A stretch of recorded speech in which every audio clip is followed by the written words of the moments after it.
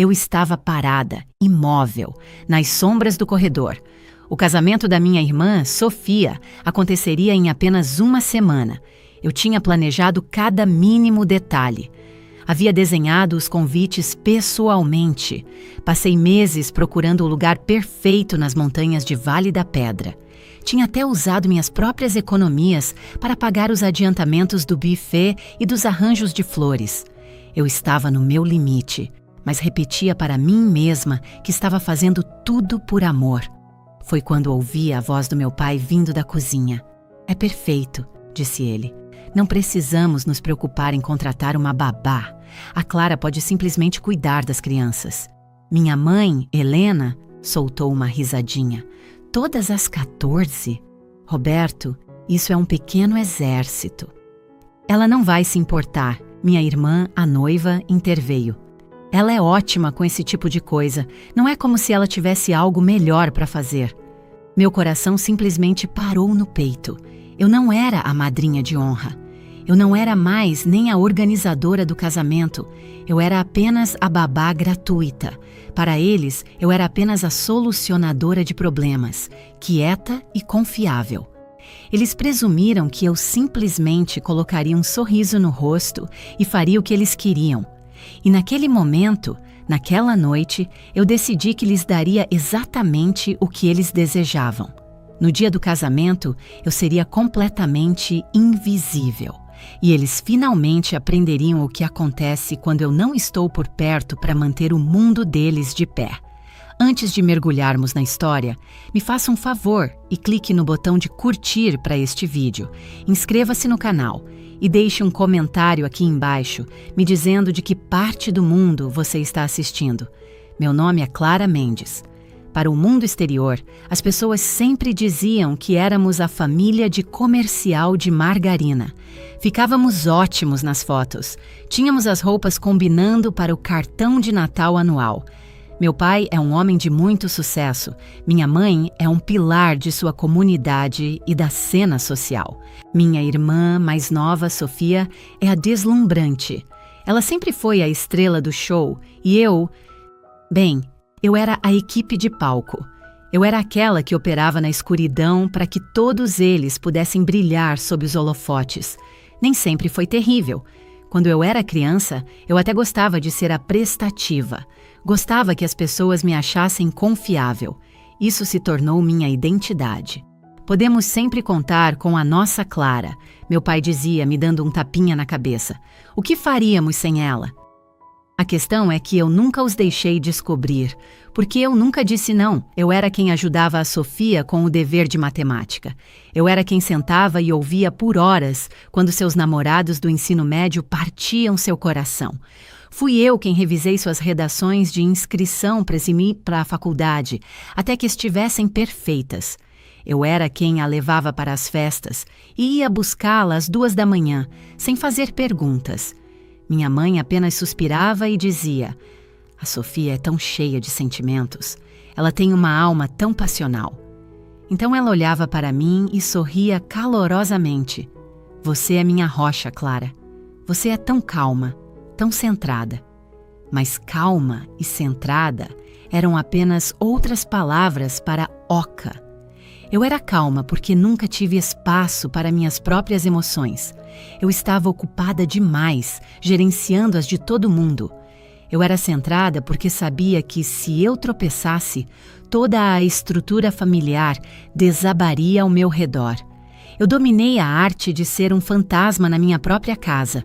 Aprendi a não querer nada para mim. Era simplesmente mais fácil assim. Quando a Sofia ficou noiva, eu fiquei genuinamente feliz por ela. De verdade. O noivo dela, um homem gentil chamado Tiago, parecia adorá-la. Eles deram uma pequena festa na casa dos meus pais para comemorar. Eu cozinhei toda a comida para a festa. "Ah, Clara", disse Sofia, balançando seu anel de diamante novinho em folha no ar. "Vai ser tanta coisa para lidar. Eu não sei nem por onde começar a planejar um casamento." Minha mãe passou o braço pelos ombros de Sofia. "Não se preocupe com nada, meu amor. Todos nós vamos ajudar." Ela então virou aquele sorriso diretamente para mim. A Clara vai cuidar de tudo, não vai, Clarinha? Olhei para o rosto radiante e feliz da minha irmã.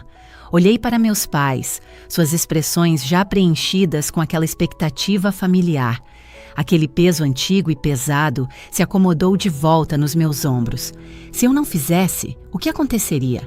Minha mãe ficaria sobrecarregada, meu pai ficaria furioso com as despesas. Sofia se desmancharia em lágrimas. Então, eu fiz o que sempre fiz. Eu resolvi o problema. Claro, eu disse, conseguindo sorrir. Eu planejo tudo. Pode ser meu presente de casamento para vocês dois. Um presente. Foi como eu chamei. Sofia me abraçou com força. Você é uma verdadeira salvadora, Clara. A melhor irmã do mundo. Meu pai bateu palmas. Essa é a minha garota. Prática, eficiente. Ela vai fazer tudo dentro do orçamento, tenho certeza. Nos 6 meses seguintes, aquele casamento se tornou meu emprego não remunerado de tempo integral. Por profissão, sou designer de eventos, mas trabalho para uma pequena empresa.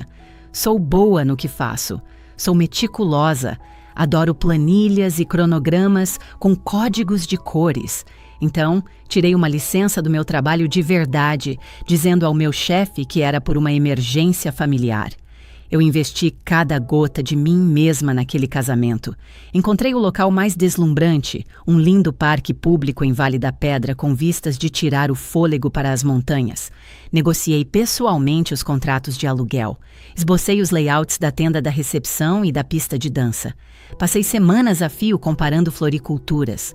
Sofia tinha o coração fixado em peônias caras e fora de estação. Passei dias ao telefone com fornecedores até que finalmente localizei uma fazenda que poderia cultivá-las a um preço que não fosse astronômico. Contratei o buffet, contratei o fotógrafo, projetei todo o esquema de iluminação, gerenciei a extensa lista de convidados e paguei por todos os adiantamentos. Pai, o sinal para o buffet vence esta semana, mencionei uma noite. Passe no seu cartão por enquanto, Clara, disse ele. Seus olhos nunca deixando o jornal. Eu te reembolso. É mais fácil ter tudo rastreado em um só lugar.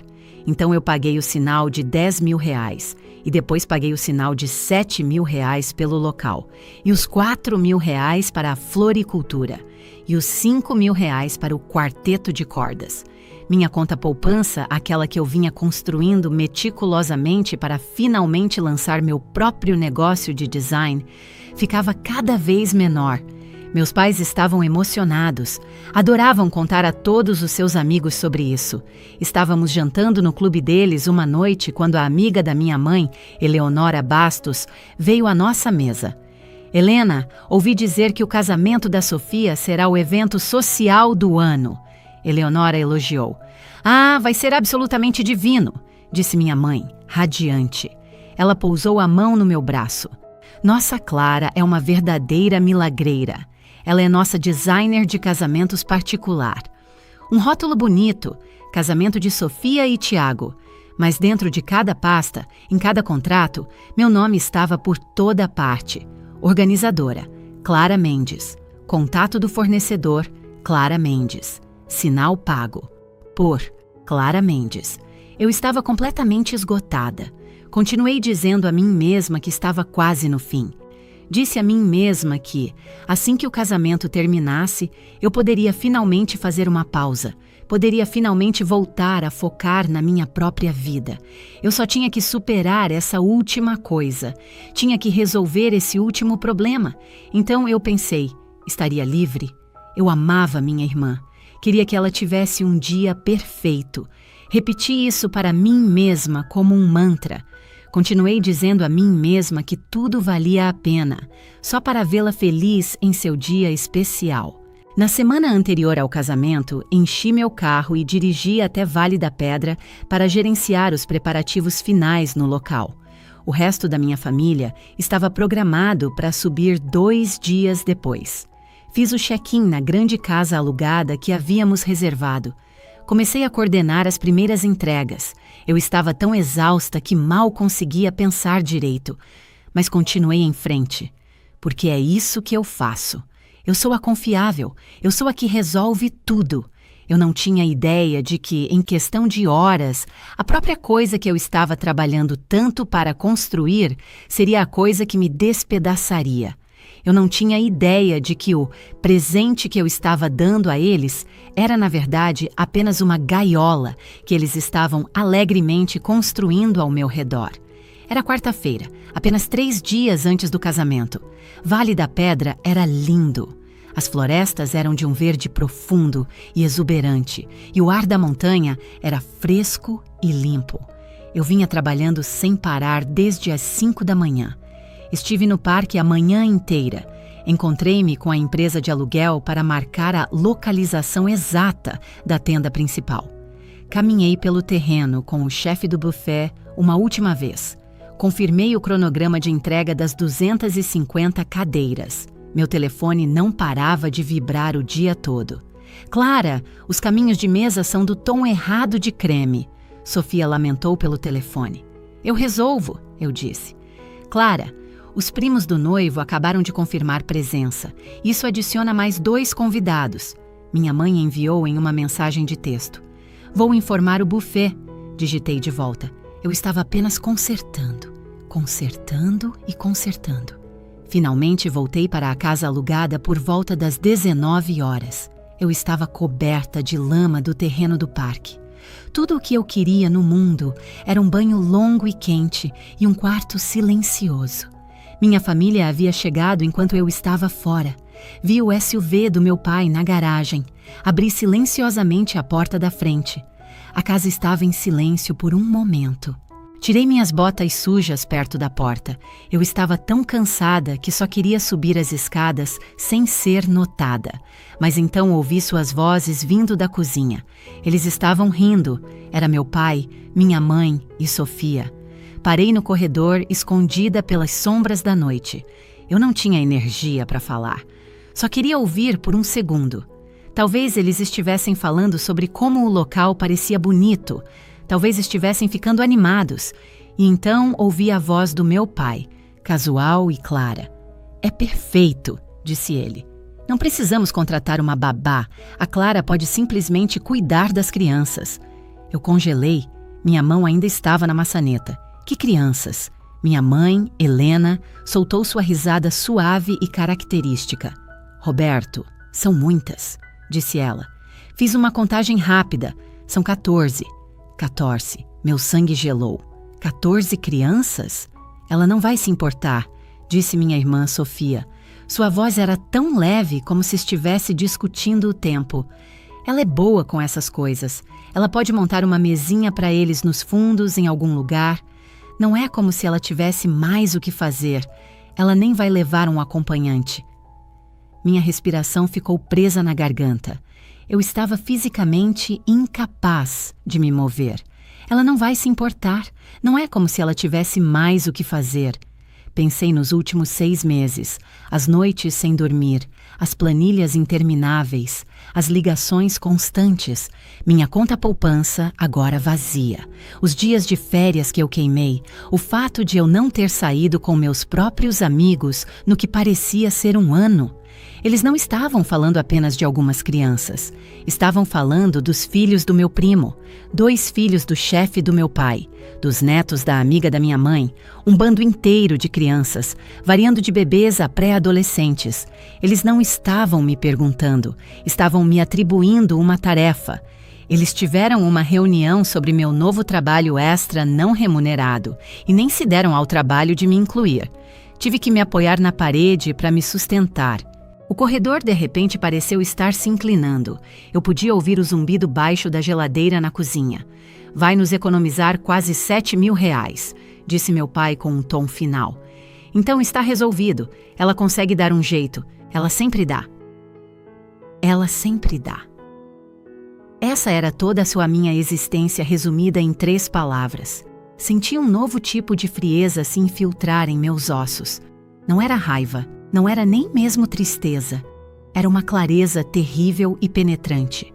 Parecia que eu tinha vivido minha vida inteira no fundo de um lago turvo e eu tinha finalmente, violentamente, rompido a superfície.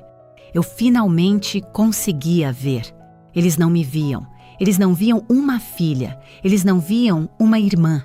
Eles viam um eletrodoméstico, eles viam uma organizadora gratuita, uma coordenadora gratuita e agora uma babá gratuita. Todo este casamento não era um presente que eu estava dando, era uma transação. Eu estava planejando uma festa de R$250 mil para eles e meu pagamento seria uma noite passada, controlando 14 crianças, gritando enquanto minha irmã tinha sua primeira dança. Afastei-me do corredor, silenciosa como um fantasma. Não fiz um único som. Eu era um espectro, exatamente como eles queriam. Subi as escadas, meus passos não fazendo barulho no carpete. Entrei no meu quarto designado e fechei a porta atrás de mim. Minha pasta do casamento estava sobre a mesa. A enorme pasta branca de 3 argolas. Minha obra-prima. Sentei-me na beira da cama e apenas a encarei. Ela parecia diferente agora. Não parecia mais algo que eu tinha construído com orgulho. Parecia uma gaiola. Eu a abri. Folheei as páginas com abas. Aba 1, local. Contrato assinado por Clara Mendes. Aba 2, buffet. Sinal pago, R$10 mil. Cartão de crédito, C. Mendes. Aba 3, flores. Pedido final confirmado por C. Mendes. Aba 4, aluguéis. Cronograma aprovado por C. Mendes. Aba 5, cronograma. Um cronograma minuto a minuto para todo o dia do casamento. Cada segundo meticulosamente planejado por mim. Vi a entrada para as 19 horas. Discurso da madrinha de honra. Não era eu. Sofia tinha escolhido sua colega de faculdade para isso. Vi a entrada para as 19h15. Dança pai-filha. Vi a entrada para as 20 horas. Pista de dança aberta. Onde eu estava? Onde Clara cuida de 14 crianças se encaixava no meu cronograma perfeito e codificado por cores. Eles não tinham apenas se esquecido de mim, eles tinham me editado ativamente. Eles tinham substituído irmã por equipe.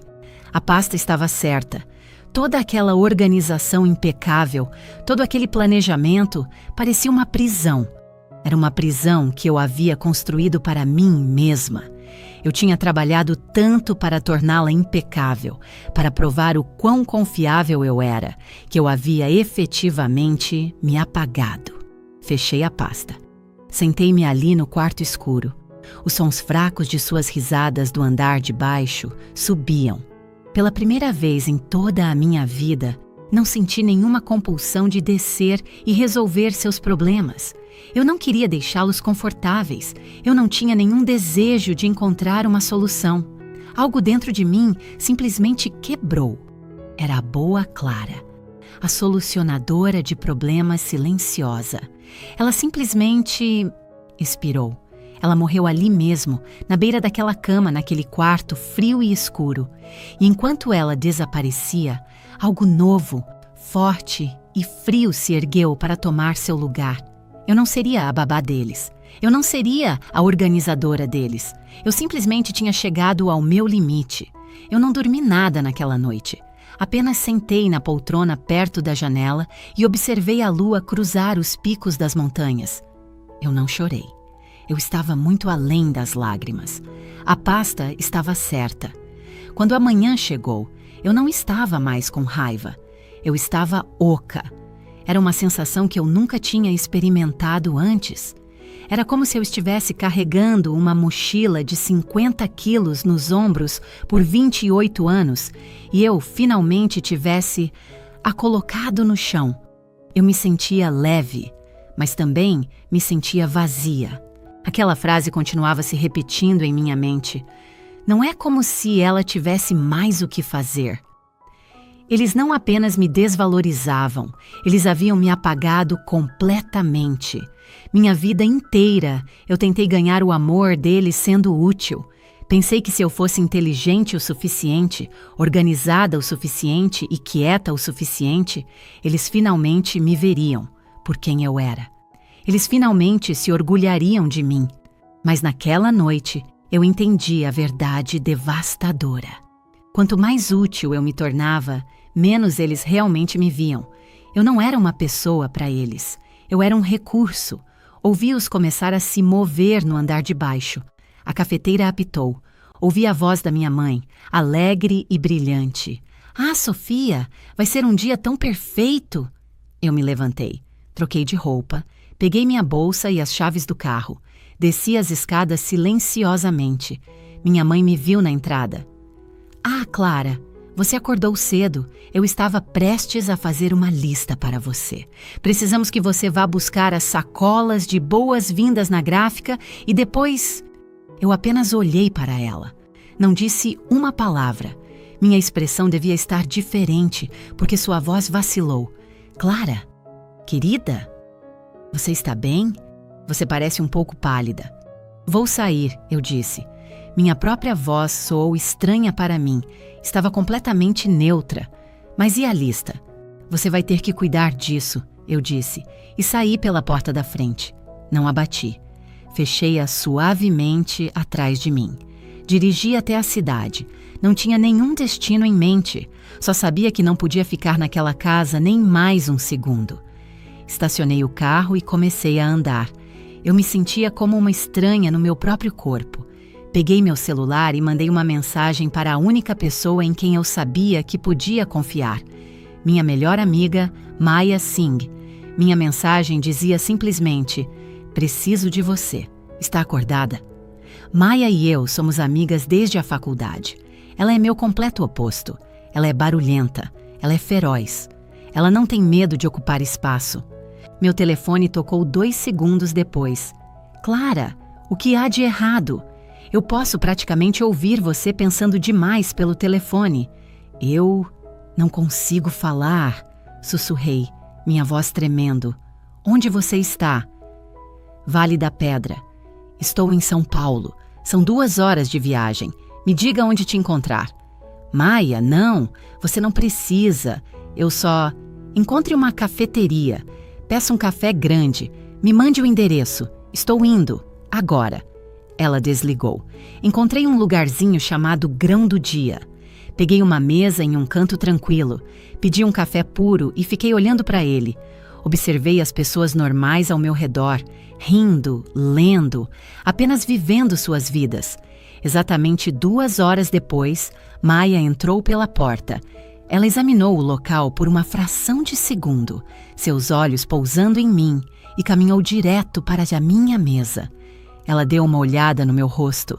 Ok, disse ela, deslizando para o banco à minha frente. Quem eu tenho que quebrar? Eu contei a ela, contei tudo. Os 6 meses de planejamento ininterrupto, os milhares de reais da minha conta poupança, as intermináveis e exigentes ligações. E então contei o que ouvi na noite anterior. Eles querem que eu seja a babá. Terminei. Para 14 crianças, para que eu fique ocupada durante o casamento da minha própria irmã. Maya apenas me encarou. Sua expressão ficou tensa, seus olhos se tornaram duros. Clarinha, disse ela, sua voz perigosamente baixa. Isso não é família. Isso é mão de obra não remunerada. Não, é pior que isso. É roubo emocional. Soltei uma risada seca e amarga. Mas sempre foi assim, Maya. São apenas eles. É minha família. É mais fácil simplesmente aceitar. Se eu disser não, vai virar uma briga enorme. Mamãe vai chorar. Papai vai começar a gritar. Sofia vai me chamar de egoísta. Maya se inclinou para a frente, seus olhos penetrantes.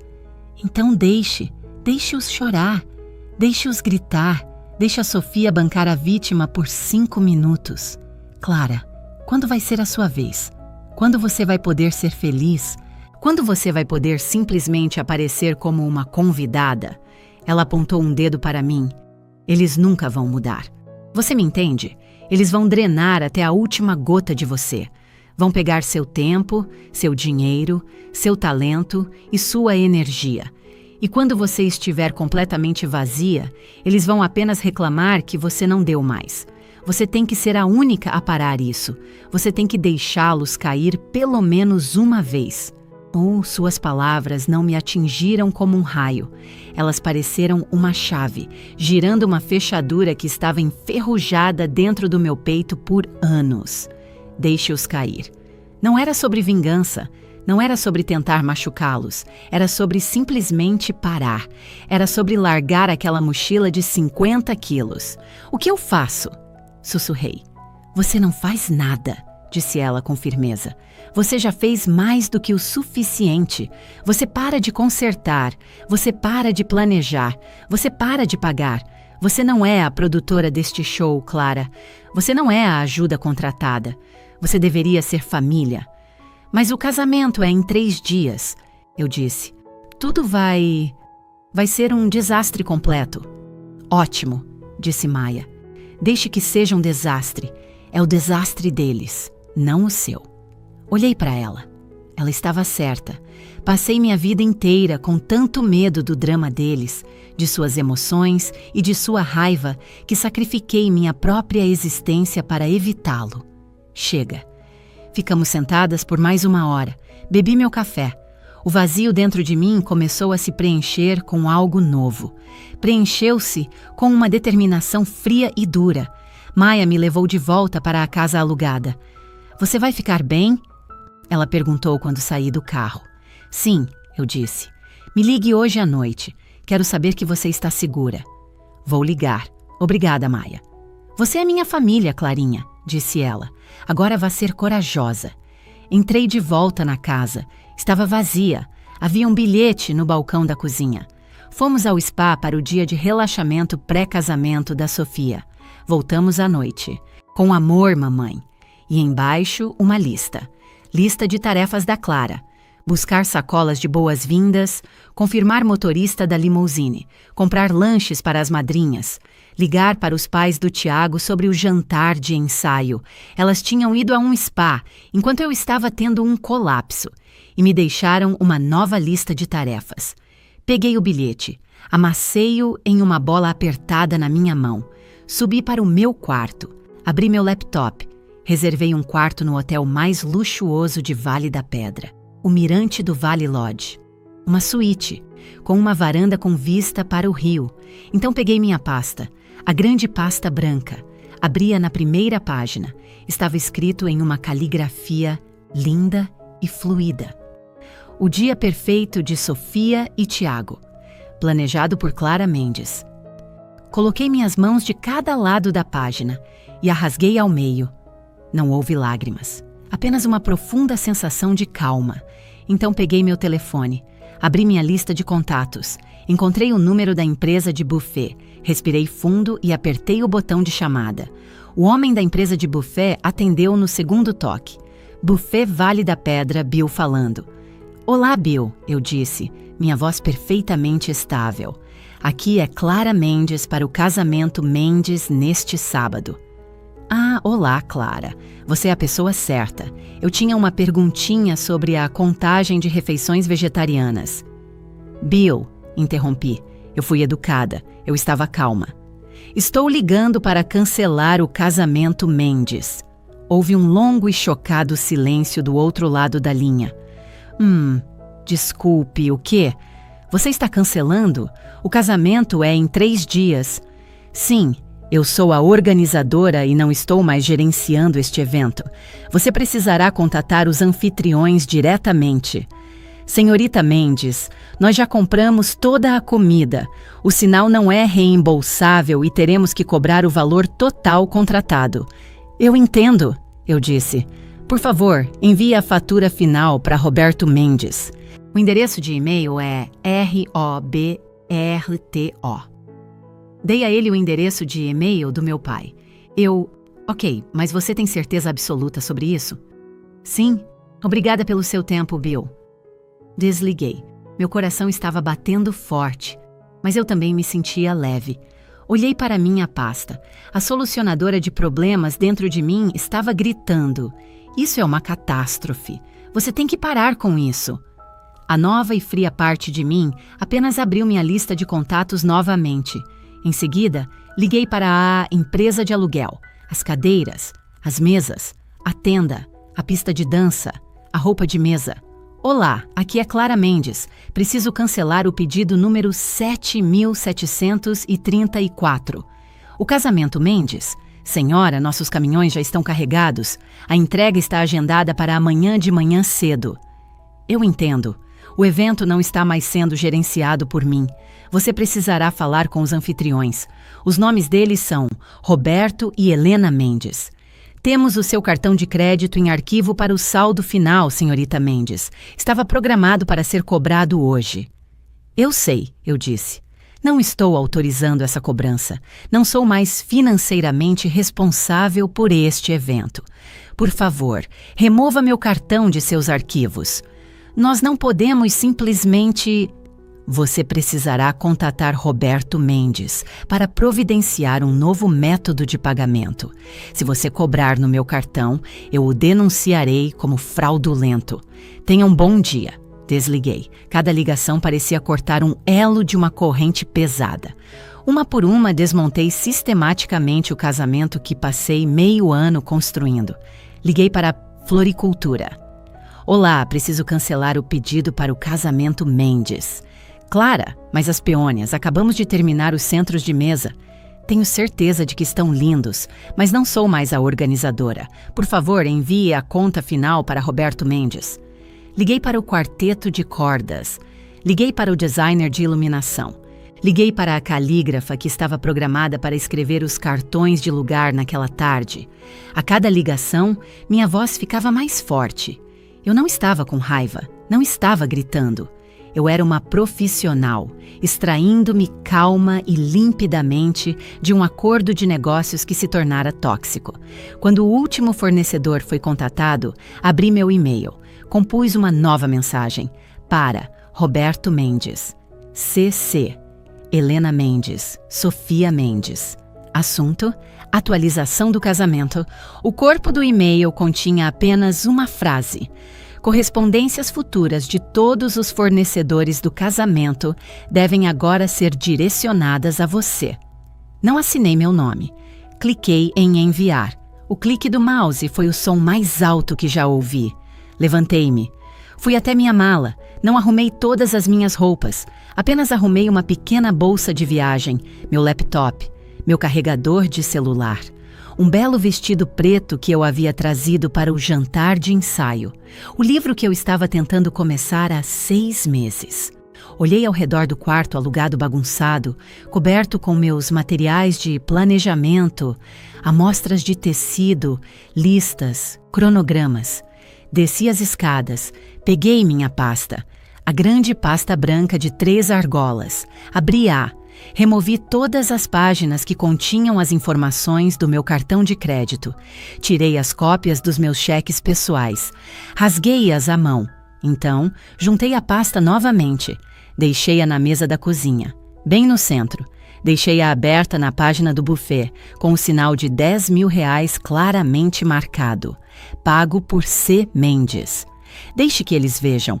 Deixe que vejam o que eu tinha feito. Deixe que vejam o que eles agora tinham que consertar.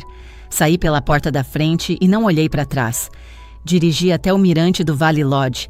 Era magnífico. Todo em pedra e vidro, empoleirado em um penhasco com vista para o Rio Paraíba do Sul. Entrei no saguão. Era silencioso. Cheirava a linho limpo e fumaça de lenha de uma grande lareira. Um homem educado estava no balcão da recepção. Bem-vinda ao Mirante do Vale. Como posso ajudar? Check-in, eu disse. O nome é Clara Mendes. Ele digitou meu nome em seu computador. Ah, sim, senhora Mendes. Temos sua suíte pronta. Vista para a varanda, como solicitado. Senhora Mendes. Não Clara, não a solucionadora de problemas. Senhora Mendes, ele me entregou um cartão-chave. Aproveite sua estadia, senhora Mendes. Subi para o quarto. Era perfeito. Era enorme. Tinha uma cama king size limpa, uma banheira de imersão enorme e uma pequena lareira. Fui até as portas de vidro e as abri.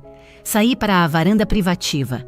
O sol estava começando a se pôr, transformando o rio abaixo em uma fita de ouro e laranja derretidos. O ar estava fresco e puro. Fiquei ali por um longo tempo, apenas respirando. Eu tinha feito check-in em um lugar que não precisava de mim. Eu estava em um quarto que não precisava de conserto. Tirei meu celular do bolso, olhei para a tela e então o desliguei completamente. Eu estava segura. A tempestade estava prestes a começar. Eu sabia que suas mensagens e ligações começariam a chegar a qualquer minuto. Eu sabia que o caos estava prestes a explodir. Mas pela primeira vez na minha vida, não era a minha tempestade para gerenciar. Eu não era um problema a ser resolvido. Acordei na sexta-feira de manhã, um dia antes do casamento. Pela primeira vez em muito tempo, acordei sem despertador. Acordei porque o sol batia no meu rosto. Eu estava na suíte do hotel. A cama era enorme e macia. Os lençóis eram impossivelmente brancos e impecáveis. Por uma fração de segundo, não soube onde estava. Um choque de pânico puro percorreu meu corpo. O casamento. Estou atrasada. E então eu me lembrei. Não há casamento. Não para mim. Fiquei deitada por um longo tempo. O quarto estava perfeita e lindamente silencioso. Não havia nenhuma lista de tarefas gritando para mim de um bloco de notas. Não havia ninguém batendo na minha porta pedindo para eu consertar algo. Saí da cama e vesti o roupão de hotel grosso e branco. Fui até as portas de vidro e as abri. O ar estava fresco e limpo. Fiquei na varanda olhando para o rio. Eu estava em Vale da Pedra há 3 dias e esta era a primeira vez que eu realmente via o lugar. Pedi serviço de quarto, café, torradas e ovos. Nem olhei o preço. Quando o garçom trouxe a bandeja, sentei-me na pequena mesa da minha varanda. Servi meu café. E então, com uma respiração profunda e firme, liguei meu celular. Foi exatamente como eu previ. Meu telefone não tocou. Ele apenas vibrou. Sacudiu-se sobre a mesa como se estivesse tendo uma convulsão. Zumbiu e zumbiu e zumbiu. Um fluxo ininterrupto e frenético de pânico da família que eu havia abandonado. Deixei-o zumbir. Tomei um gole do meu café. Havia 14 chamadas perdidas, todas da minha mãe e da Sofia. Havia mais de 30 mensagens de texto. Abri calmamente a primeira da minha mãe, enviada na noite anterior. Mãe, Clara, seu pai e eu estamos em casa. Onde você está? Mãe, vai jantar fora? Estamos todos morrendo de fome. Mãe, Clara, sua pasta está na mesa. Isso é algum tipo de piada? Depois, uma da Sofia. Sofia, ei, para onde você foi? Você pegou meu vestido na costureira? Rolei para as mensagens desta manhã. Começaram por volta das 6 horas. O pânico estava aumentando. Mãe, Clara, a florista acabou de ligar para o telefone de casa. Ela disse que você cancelou o pedido. O que está acontecendo? Me ligue imediatamente. Mãe, isso não tem graça. Você está assustando sua irmã. Sofia, Clara, o buffet acabou de enviar um e-mail para o papai com uma conta pelo casamento inteiro. Ele disse que você cancelou tudo. Você tem que consertar isso. Agora mesmo. Sofia, onde você está? Os caminhos de mesa estão no seu carro?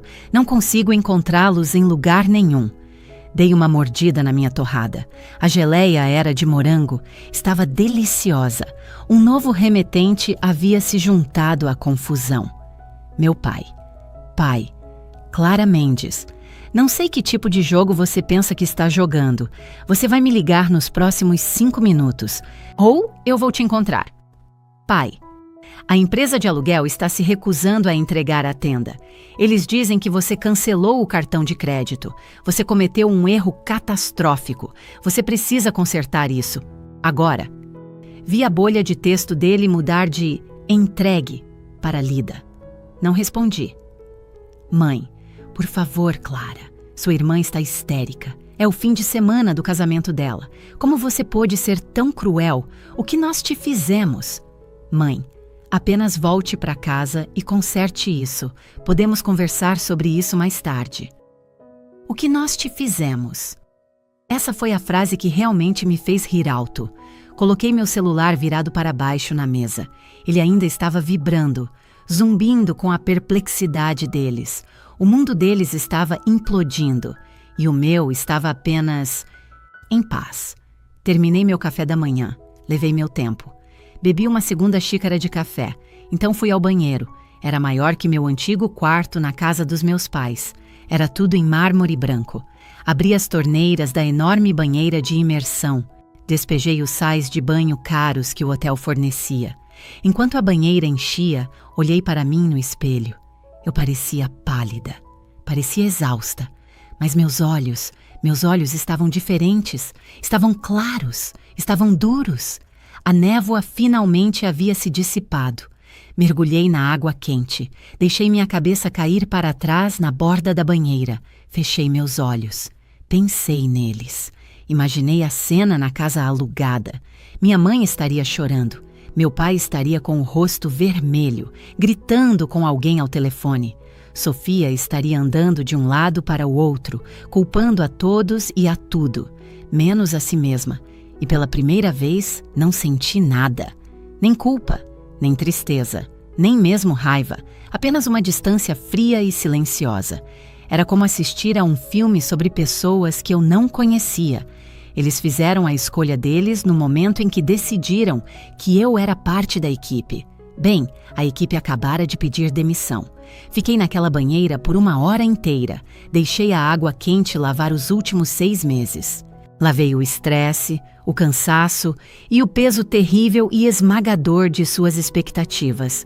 Quando saí, me senti nova, me senti limpa. Vesti o roupão.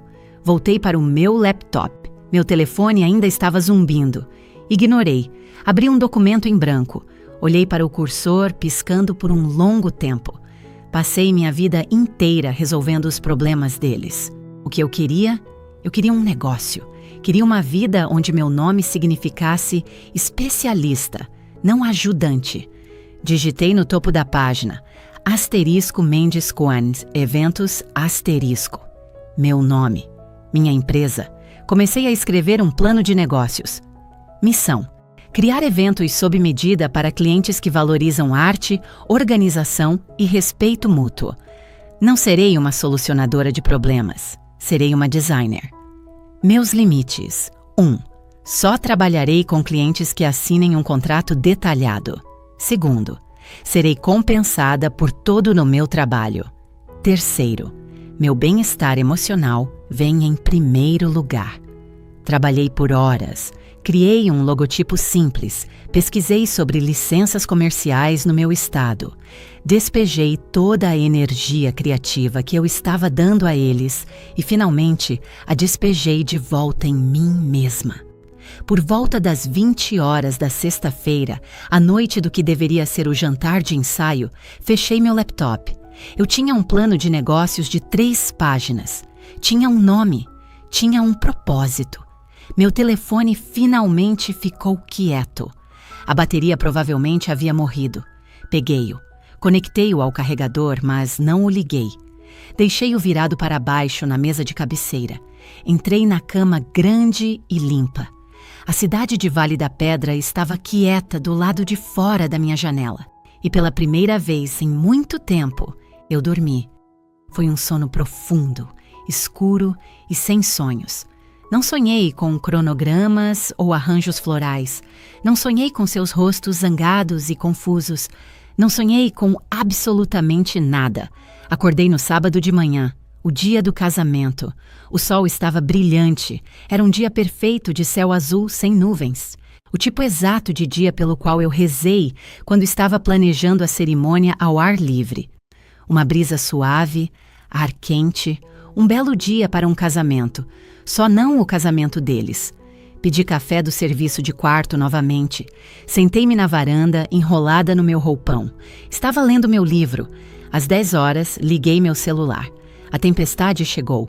Foi uma inundação, uma onda gigante de gritos digitais, mensagens de voz, chamadas perdidas.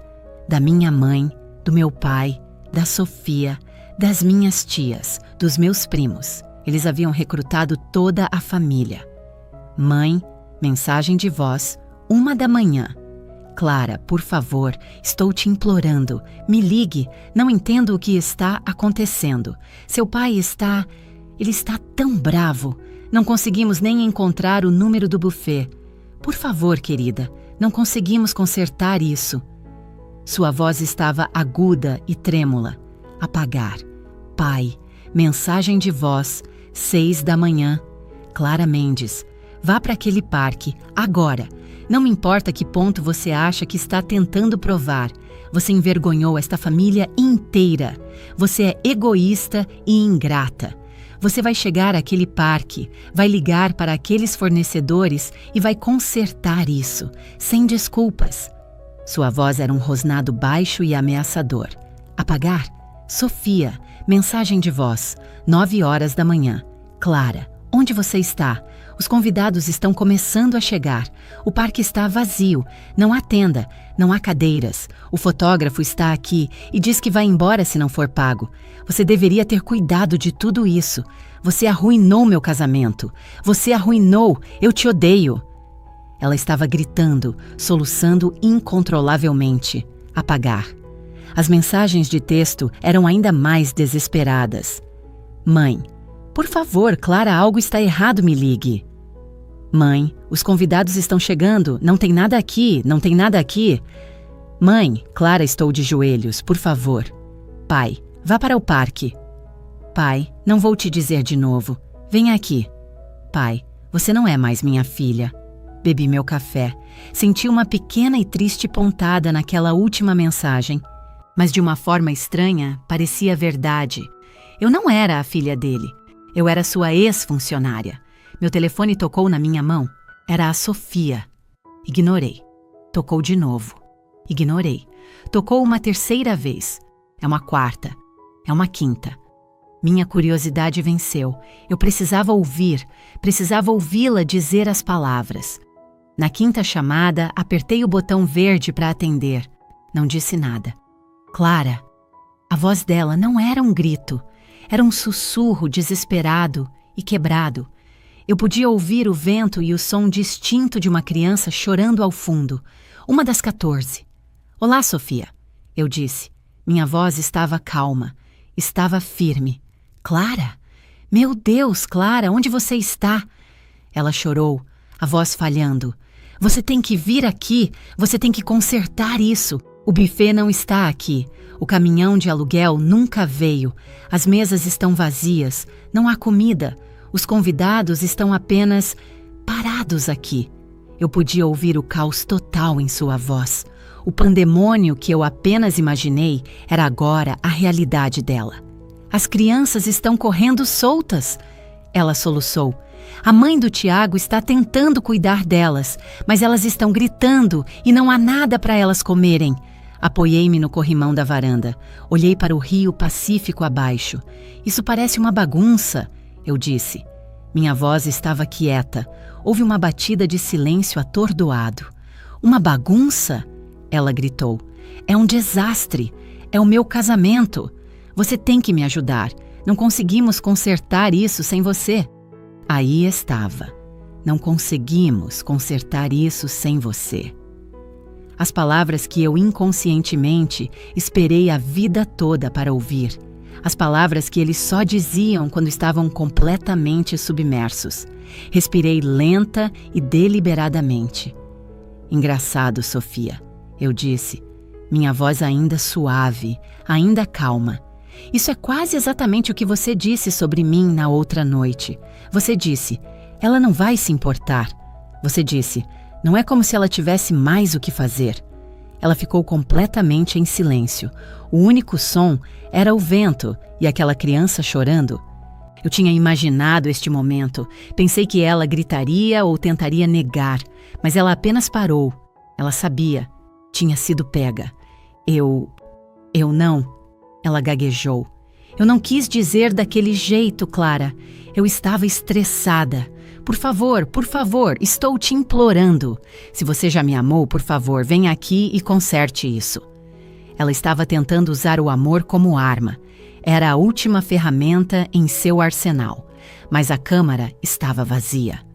Você está certa sobre uma coisa, eu disse. Eu não vou me importar. O quê? Ela sussurrou. Não vou me importar com as crianças, porque não estarei aí. Clara, não.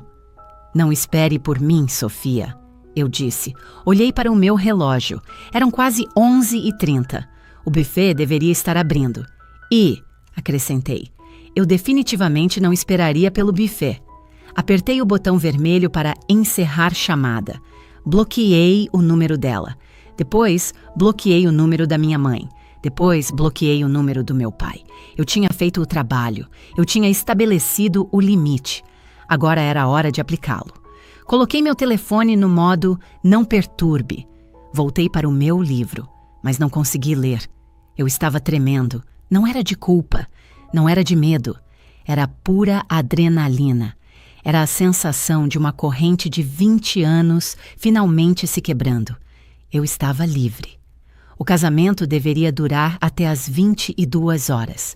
Às 15 horas, meu telefone estava vibrando com pessoas que eu não havia bloqueado. Minha melhor amiga Maia foi a primeira. Maia, você está viva! Maia, meu Deus! Clara, você está vendo isso online? Eu não tinha olhado. Abri o Instagram, nem precisei procurar. Já era tendência no meu feed local. Um convidado, um dos colegas de trabalho do meu pai, havia postado uma foto. Era uma foto da recepção. Era apenas um campo vazio. Alguns convidados com aparência confusa em trajes formais estavam parados sem jeito na grama. Ao fundo, podia-se ver minha irmã, Sofia, em seu vestido de noiva branco, gritando com meu pai. A legenda dizia: o casamento mais interessante de 2024. Caos no casamento, desastre de Valer da Pedra. Outro convidado postou um vídeo curto. Era um clipe de 30 segundos da minha mãe tentando desesperadamente distribuir pequenos pacotes de salgadinhos de loja de conveniência. Apenas um lanchinho enquanto resolvemos tudo isso, ela dizia, sua voz aguda e tensa. Os comentários foram brutais. Cadê a comida? Isso é o Fire Festival 2.0? Nunca vi nada parecido. Ouvi dizer que a organizadora, a própria irmã dela, simplesmente abandonou tudo. Tão antiprofissional. Mas então, uma resposta a esse comentário do meu primo, Léo. Léo. Na verdade, ouvi dizer que a família dela a estava forçando a ser babá de graça depois que ela planejou tudo de graça. Eu não a culpo. Eu teria abandonado também. Uma pequena centelha de calor se acendeu dentro de mim. Léo. Ele era filho da minha tia Carol. Ele sempre foi o quieto, o observador. Ele viu. Então, uma mensagem de texto chegou de um número que eu não reconheci. Eu abri. Clara, aqui é Eleonora Bastos, amiga da sua mãe. Só quero dizer, estou neste evento. É um completo e total desastre. E eu não te culpo nem um pouco. Eu observei seus pais se aproveitarem de você por 20 anos. O que eles fizeram com você foi horrível. Parabéns por finalmente se defender. Estou indo embora agora, mas queria que você soubesse. Você tem mais apoio do que pensa. Fiquei olhando para aquela mensagem. Eleonora Bastos, a melhor amiga da minha mãe. A abelha rainha do clube. Ela viu. Todos eles viram. Minha vida inteira. Pensei que estava protegendo o segredo deles. Pensei que era a solucionadora de problemas que mantinha a imagem da família perfeita e intacta. Mas aquela mensagem de Eleonora me fez perceber a verdade. Não havia segredo. Todo mundo já sabia. Eu não era uma solucionadora de problemas. Eu era apenas uma voluntária. Eu era a tola que continuava fazendo o trabalho que todos os outros eram espertos o suficiente para evitar. Não senti culpa. Senti uma sensação de equilíbrio cósmico. A balança que esteve tão pesadamente inclinada contra mim por toda a minha vida, finalmente estava nivelada. Eu lhes dei 6 meses da minha vida, meu dinheiro e minha sanidade. Em troca, dei-lhes um único dia de caos. Um dia em que eles tiveram que ser seus próprios solucionadores de problemas. Parecia justo. Pousei meu telefone, liguei para o spa do hotel. Olá, gostaria de agendar uma massagem, eu disse. Vocês têm algo disponível esta tarde? Sim, senhora, temos um horário às 16 horas para uma massagem profunda de 90 minutos. Perfeito, eu disse. Vou querer. Às 16 horas, enquanto minha família vivia a pior e mais pública humilhação de suas vidas, eu estava de bruços em uma mesa aquecida. Uma música ambiente suave tocava. O quarto cheirava a lavanda e eucalipto. A massagista trabalhou nos nós dos meus ombros. "A senhora está segurando muita tensão aqui", ela sussurrou. "Eu sei", eu disse no apoio de cabeça. "Estou deixando ir. Deixei minha mente ficar completamente em branco. Foquei na música. Foquei na sensação de anos de estresse acumulado sendo trabalhados para fora dos meus músculos. Eu não estava no parque. Não estava lidando com 14 crianças gritando. Não estava reabastecendo pacotes de salgadinhos. Eu estava em um quarto escuro e silencioso. Eu estava sozinha. Eu estava em paz. Quando voltei para a minha suíte, o sol estava se pondo. O dia havia acabado. Eu me sentia limpa, solta e leve. Verifiquei meu celular.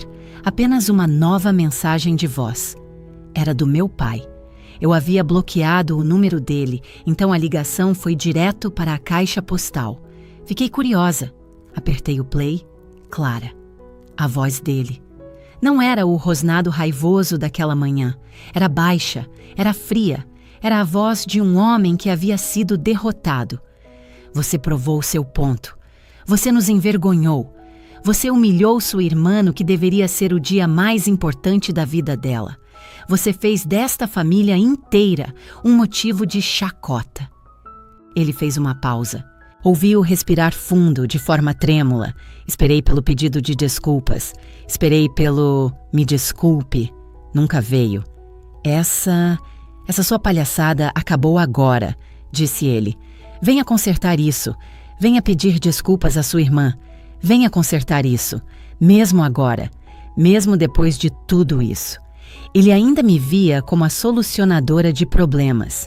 Ele ainda achava que isso era algo que eu havia quebrado, não algo do qual eu havia escapado. Ele ainda acreditava que meu único propósito era pedir desculpas e fazê-los todos se sentirem melhor novamente. Não fiquei com raiva. Não me senti triste. Apenas me senti farta. Apertei o número 7. Mensagem de voz apagada. O domingo de manhã foi silencioso. A guerra havia acabado. Agora os relatórios de danos estavam chegando. Meu e-mail, que estivera silencioso por um dia, estava cheio das consequências. Eleonora Bastos me enviou um e-mail. "Clara, você perdeu um belo espetáculo. Depois que você desligou na cara da Sofia, ela teve um colapso completo.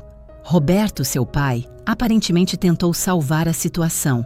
Ele dirigiu até um supermercado e comprou R$ 10.000 em bandejas de mini sanduíches e refrigerante. Quando ele voltou para o carro, a maioria dos convidados já tinha ido embora. Os que ficaram pareciam miseráveis. Ouvi dizer que os pais do Tiago, os do noivo, estavam absolutamente furiosos. Foi um desastre total. Vão falar sobre isso por anos. Espero que você esteja em algum lugar seguro e em paz. R$ 10.000 em bandejas de sanduíche.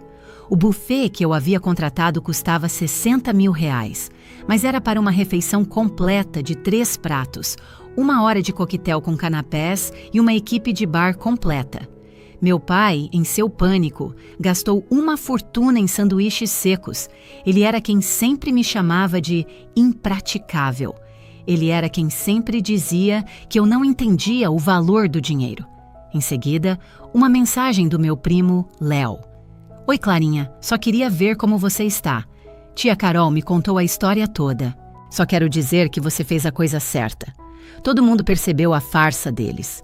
Todos nós vimos eles te tratando como uma empregada a vida toda. A gente só não sabia como dizer nada. A Sofia está arrasada. Ela está ficando na nossa casa. Ela se recusa a falar com o tio Roberto. Mas, honestamente, ela mereceu. Estava agindo igual a eles. Me avise se precisar de alguma coisa." Então Sofia não estava com seu novo marido.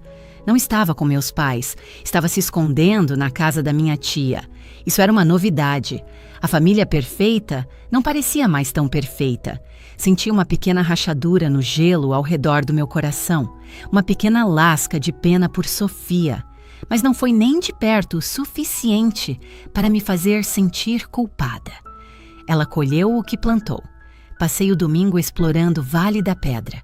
Andei pelas lojas do centro. Comprei um vestido novo para mim. Almocei em um restaurante agradável, sozinha. Eu era uma turista na cidade onde deveria estar trabalhando. Parecia estranho. Parecia bom. Naquela noite, eu estava sentada na minha varanda, observando a última luz desaparecer do céu. Meu telefone tocou. Era um número desconhecido.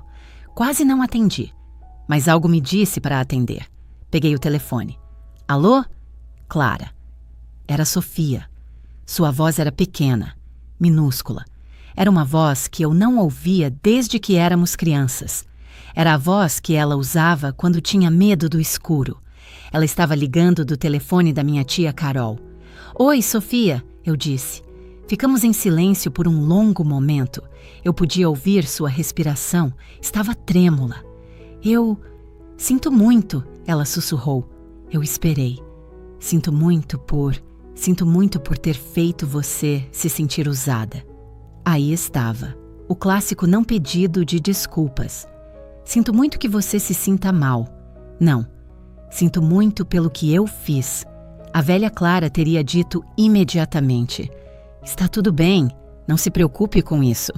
E a velha Clara teria encontrado uma maneira de consertar isso também. Mas a velha Clara se foi. Você não me fez sentir usada, Sofia, eu disse. Minha voz era gentil, mas firme, como um médico colocando um osso no lugar. Você me usou. Ela ficou em silêncio. Você não me fez sentir desvalorizada, continuei. Você não me valorizou. Você não apenas me fez sentir como parte da equipe. Você me tratou como parte da equipe. Há uma grande diferença. Ela começou a chorar então. Era um som suave e triste. Não seus soluços raivosos e teatrais do dia do casamento. Este era um choro real. Nós nunca vamos conseguir consertar isso, vamos? Ela perguntou. Sua última pergunta. E ela ainda estava me pedindo para consertar. Olhei para o céu. O sol havia desaparecido completamente agora. Você nunca tentou consertar antes, eu disse. Por que começar agora? Encerrei a chamada. Não bloqueei o número da tia Carol, mas não liguei de volta. Voltei para o meu quarto. Servi um copo de vinho do frigobar. Levei-o para a varanda. As luzes da cidade começavam a piscar lá embaixo. Levantei meu copo para o céu vazio e escuro. Aos limites, sussurrei e bebi. Uma semana depois, eu estava de volta à minha cidade natal. Mas casa não era mais a casa dos meus pais. Eu havia usado o resto das minhas economias, junto com o dinheiro que recebi de volta dos depósitos de casamento reembolsados, e dei entrada em um pequeno espaço de escritório. Era no centro, no terceiro andar de um prédio histórico. Tinha uma janela grande e bonita e piso de madeira original. Era segunda-feira de manhã. Eu estava segurando uma chave. Destranquei a porta e entrei.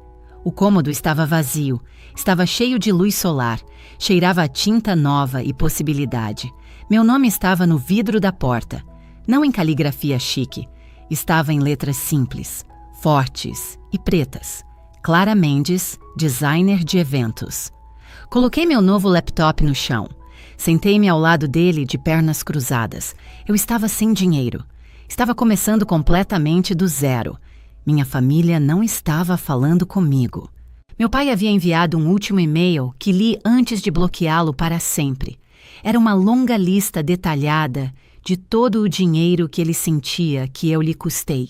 Ele incluiu os R$ 10.000 pelas bandejas de sanduíche. Ele disse que eu era uma desgraça. Minha mãe tentou ligar através da minha tia. Eu não atendi. Eu estava, para todos os efeitos, completamente sozinha. Nunca estive mais feliz. Meu telefone vibrou. Era uma mensagem da Maia. Maia. Primeiro dia no novo escritório? Como se sente? Eu, silencioso e bom. Maia. Eu te disse que eles aprenderiam da maneira mais difícil. Olhei para a mensagem dela. Eu te disse que eles aprenderiam. Eu sorri, só um pouco. Talvez tenham aprendido, sussurrei para o quarto vazio. E talvez não. A verdade era, percebi naquele momento, que eu não me importava mais. Não importava se eles aprenderam a lição. Só importava que eu tivesse aprendido a minha. Aprendi que família não é um cheque em branco. Não é uma desculpa para tratar alguém mal. Não é uma rua de mão única de serviço e sacrifício. Família não significa servidão. Família não significa que você tem que se incendiar só para mantê-los aquecidos. Aprendi que por toda na minha vida eu estive gritando, me amem, sendo quieta, sendo prestativa, consertando tudo. Mas não é assim que se ganha respeito. Às vezes, a única maneira de se fazer ouvir é ficar em silêncio. Às vezes, a única maneira de se fazer ver é ir embora. E às vezes, ir embora é a maneira mais alta e poderosa de finalmente dizer: basta! Eu sou Clara Mendes, sou designer de eventos e não sou mais a solucionadora de problemas. Sou minha própria chefe. Sou minha própria família. E estou finalmente livre.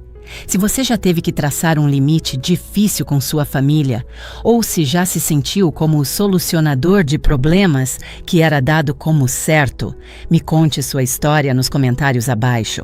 Clique em curtir. Compartilhe esta história com alguém que talvez precise ouvi-la e inscreva-se para mais contos de rebelião, silenciosa e autoestima conquistada a duras penas. Fim da história.